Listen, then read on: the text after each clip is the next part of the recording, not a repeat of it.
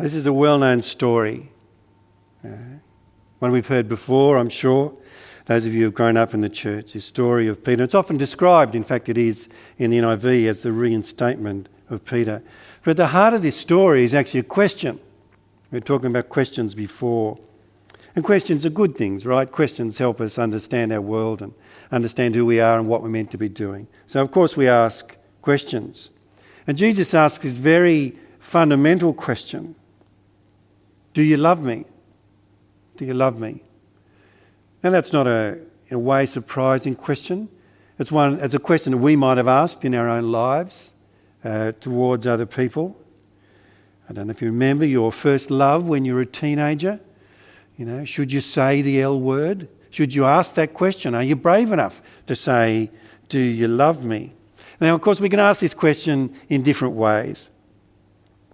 We can say, do you love me, as if we're asking, in a sense, do you trust me? Or we might ask it pleadingly, you know, do you love me? Wanting something that perhaps is not there. Or we might say it as, do you love me, as a reminder to someone. It'd be great if we knew the tone of voice that Jesus used when he asked this question. We might ask ourselves also, why? That would be our question. Why did Jesus ask this of Peter? Why did he say it 3 times? Now, John, the writer of the Gospel, is really good normally at explanations. In essence, he's good at answering our questions, kind of his inferred questions. We talked about the fact a few weeks ago, John answers our questions. Why did I write this Gospel, you ask me? John says, this is written so that you might believe, and in believing have life. We talked about this. But this question is a bit more ambiguous. Why did Jesus ask it? Why ask the question 3 times? Was it a reminder? Was it a call? Was it a call to those who have faith? Was it a call to those who don't have faith? To ask them something important. Is it, come to me, you know you love me? Or have you not realised yet that you love me? Or is it both? Perhaps it's written for those on the journey of faith and those on the journey to faith. It's a question of invitation, one that sustains us.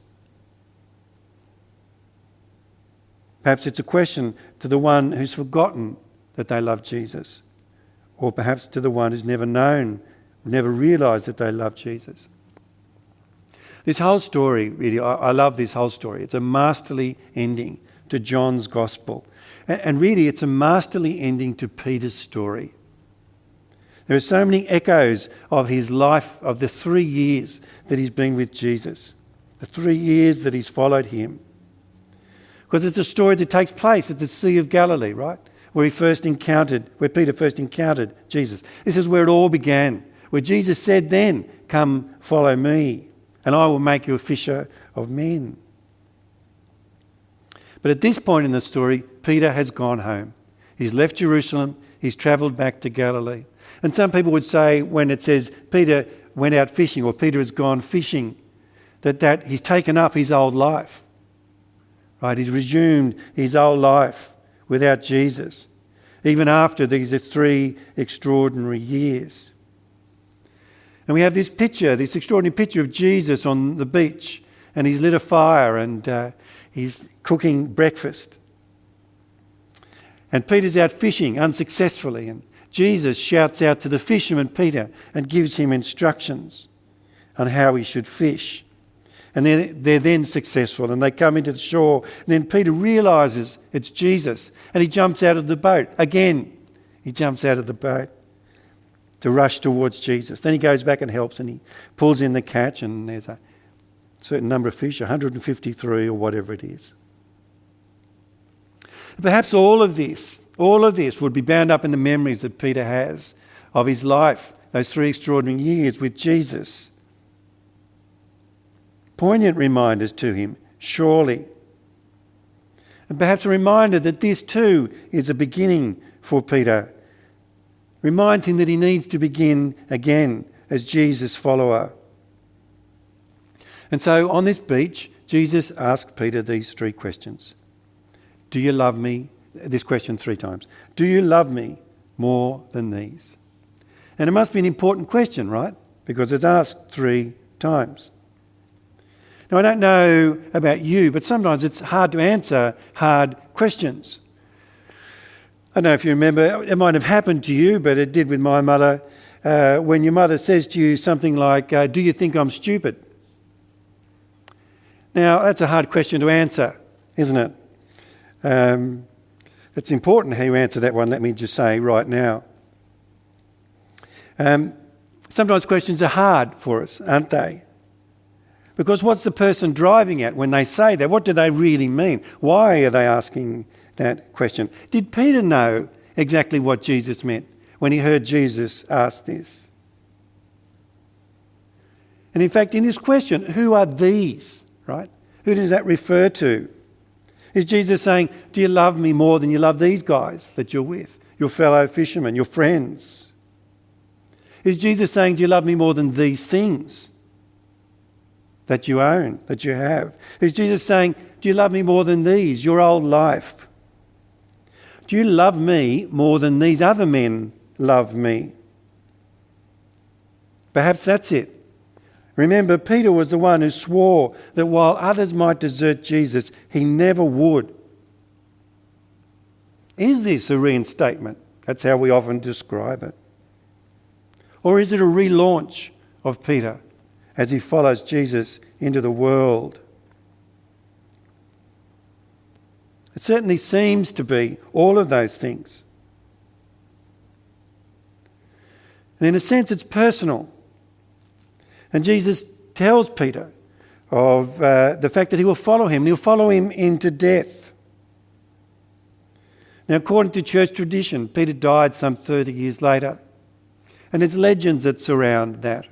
One of them actually comes from a book called the Acts of Peter. It's what we'd call an apocryphal book that didn't make it into the canon of our scriptures. And it's the legend of Quo Vadis, which in Latin means, where are you going? And the story is that as Peter faced persecution, he fled Rome. And on the way there, he saw Jesus himself going back to the city. And Peter said to him, why are you going back? And he said, I go to be crucified again. And Peter realises that he needs to face up to what Jesus has called him to. So Peter goes back to Rome and he is crucified. And the legend tells us that he was crucified upside down because he wasn't worthy to be crucified like his Lord. So here on this beach that day is the ending of that story.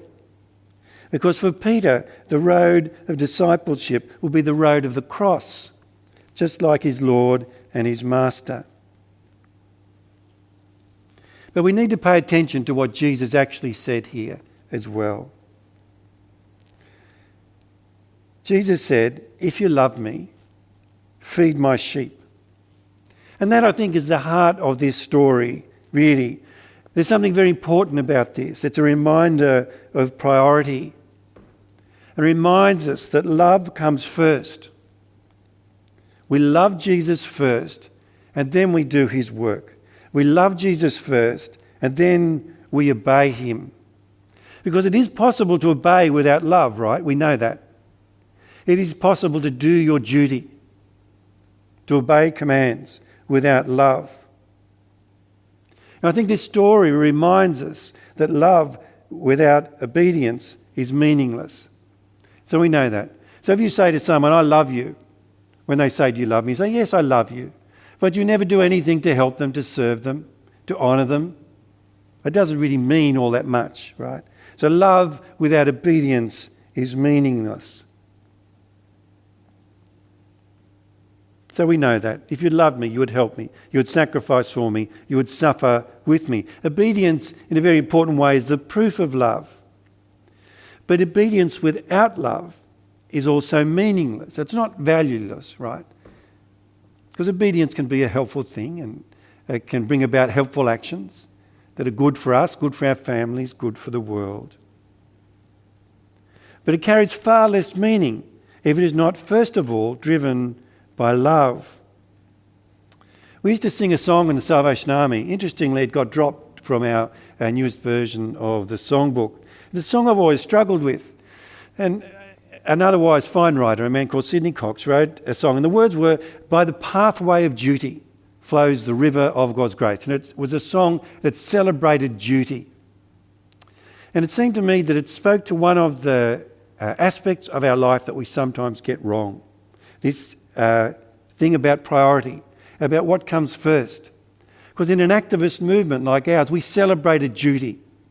In fact, we elevated duty, I would say, to the primary position, where we judged people not on how they loved, but on how dutiful they were. Did they turn up faithfully? Were they there every week? And that was enough. I think Jesus is reminding us here that that is not enough. Love and duty are not equals. Love comes first. If you love me, when we love Jesus, then we serve his people. One Christian writer talked about this. He said it is possible to be so active in the service of Christ as to forget to love him. It will ruin you if you do. I'll say that again. It is possible to be so active in the service of Christ as to forget to love him, and it will ruin you if you do.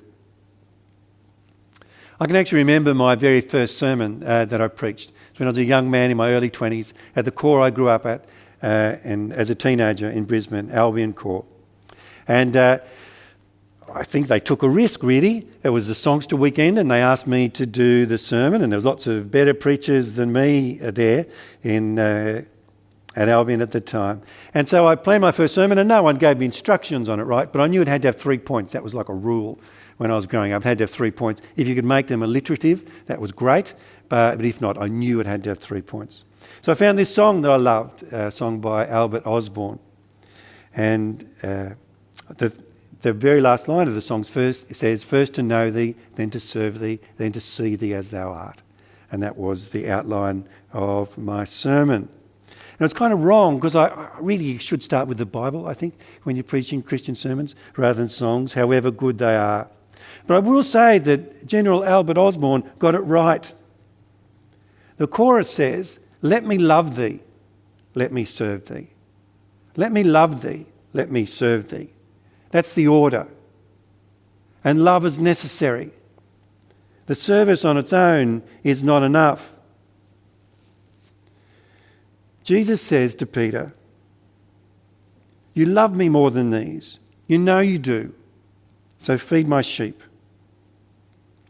Peter is reminded 3 times that it is love for his Lord that matters. And in fact, when Peter in that story asks about another, Peter says, "What about him?" pointing to another disciple. Jesus rebukes him. Jesus says, "What is that to you?" Jesus says to Peter, "This is between you and me. If you love me, care for my people." Well, what does that mean for us? What does this story say to us right now? Because it's a deeper story than just, oh, that's great that Peter's reinstated. All right? A story that we admire as an outside observer. I think there's something in this story for us. You see, the question for Peter, Jesus' best friend and his best disciple, his best follower, was, "Do you love me?" And I think it's a question for you and me. Jesus says to us too, "Do you love me?" And of course, like Peter, it's easy for us to say, "Yes, yes, Lord, we love you, we love you." But is it easy to love Jesus? I've thought about this question all week. What does it actually mean to say we love Jesus? How is it possible to love someone like with a deep emotional connection to someone that you've never seen, someone that you've never touched? Is that even possible? Or are we just saying we're loyal to Jesus or we feel good about him? What does it mean when we say we love him? Can you love someone that you can't see and you can't touch? I remember back in 2004, for some reason, I was watching midday TV and I watched the funeral of Christopher Reeve. Now, for those of us who were around in the 80s, Christopher Reeve was one of the great superhero relaunches. He was Superman and had a tragic accident and ended up quadriplegic, and he died some years later. And And I remember watching his funeral service and his wife, Dana, speaking, and it was one of the most powerful things I've ever heard. She said, she spoke as if to him, and she said, I promised, and I get upset when I talk about this, right? It's a deep thing. She said, I promised to love you to death. And she said, I lied because I love you still. I love you after death. And we know that's possible, right? To love after death, someone who's no longer with us. When I first met Sharon, when she was that young brunette 20-year-old at Auburn Core, she just lost her grandmother, Jean Isabel. And 35 years later, when Sharon talks about her grandmother, I can still hear the tenderness in her voice. We can love someone long after death when they're no longer with us. We know that, right? You experienced that too, haven't you? And yes, we can understand that because, in fact, this love is bound to precious memories. Memories that mean we can love past death. But what if you've never known them? What if you've never spoken to them? I've told you before that my father died when I was a little boy, when I was 4 years old. And I have no real memory of him. I have a vague memory, but I have no real memory of him. But I feel like I know him. I've heard stories about him all my life. And I love it when I speak to people like Vince in our corps who knew him and speak about him. And of course, I've seen pictures. So I feel like I know him. I feel this deep connection to Alan Sandercock. I feel like I love him. His personality, who he was, has shaped me. This deep connection is love, I think. And that's what these gospel stories are, aren't they? They're the stories of Jesus. And yes, we've never stood in his physical presence. We've never touched his wounds. We've never heard his voice out loud. But we feel like we know him. He's real to us. We don't have to imagine him. Right? We know Jesus. So yes, we love him. We feel connected to him. This deep loyalty, this deep longing to be in his presence. But here's the thing. He's Jesus Christ, the Son of God. And his love is in us as well. And through his Spirit, he calls us to himself. We know his love in our hearts. It is his love that is in us. It's deep, calling to deep. His love activating us, quickening us, making us alive, inviting us to join him in the life of God himself. Do you love Jesus? Of course. Do you love him? Yes. Do you love him? Lord, you know that we love you. I want us to meditate on that idea. And we're going to sing a song, and it's a beautiful song. Boldly I approach your throne. But I want you to imagine, as our singers come, I want you to imagine that this is Peter singing these words. That this is Peter's song to Jesus. And it's Peter's song and it's our song as well as we sing to our Lord whom we love. Let's meditate together.